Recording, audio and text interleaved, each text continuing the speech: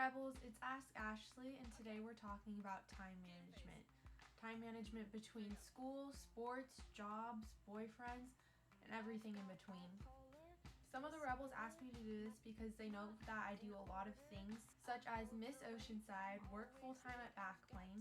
I'm a full-time student, so I take night classes after I go to work, and then I model, and I also have a boyfriend. So basically, you guys just asked me for some tips on how to manage your time better and not lose track of things and not get stressed out with all of the things going on. And so here they are. My first tip is to make a calendar, and I actually have mine right here. This is my calendar right now. So I basically just write down all of my work schedules. I have 2 jobs. Once a week I model for Surf Ride, and then after that I take an art class. And Tuesday through Friday I work full-time, and then plus 8 hours at home. And I take night classes after I work. So after I get off at 5, I have class starting at 5:30 usually, and then I take a Saturday morning class. So I have all of that written down, and I have all of the homework that's due written down in detail.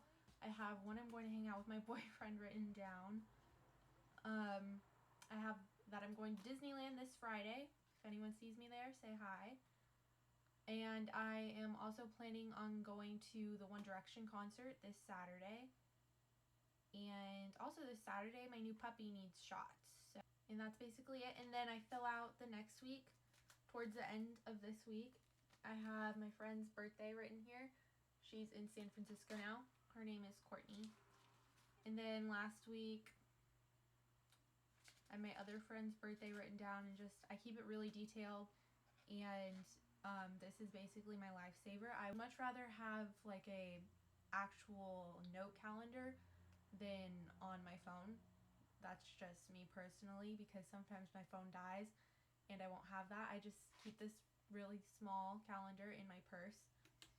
And then I also take this everywhere I go with me. And that's my second tip. And it's to make to-do lists.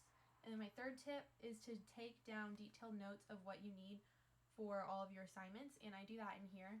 My fourth tip is to get a lot of sleep. I'm going to have a link attached in the about part of the video. And it's basically just explaining the benefits of sleep and why we actually do need sleep. And you can't just keep putting it off and be like, oh, it's fine, I'll take a nap tomorrow after school, or I'll find time later, like I have to do this. Like, no, you need to do your stuff early and then go to bed early, because then your brain isn't going to be as productive the next day and you'll be really tired. And I used to fall asleep in class all the time because I did not take this advice. It took me a really long time to understand that I needed to go to bed earlier. And then that leads me to my fifth tip, and it is don't procrastinate. It stresses you out and you will definitely regret it. Just make sure that you stay on track.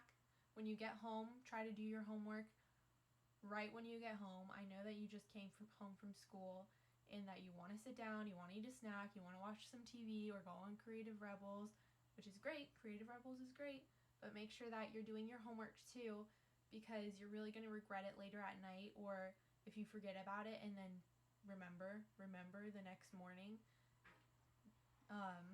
It's just going to stress you out really bad and possibly give you an anxiety attack. My sixth tip is to surround yourself with supportive people. My mom, my grandma, my boyfriend, they're all really supportive in everything I do, and they help me a lot with just everything and making sure that I'm staying on track.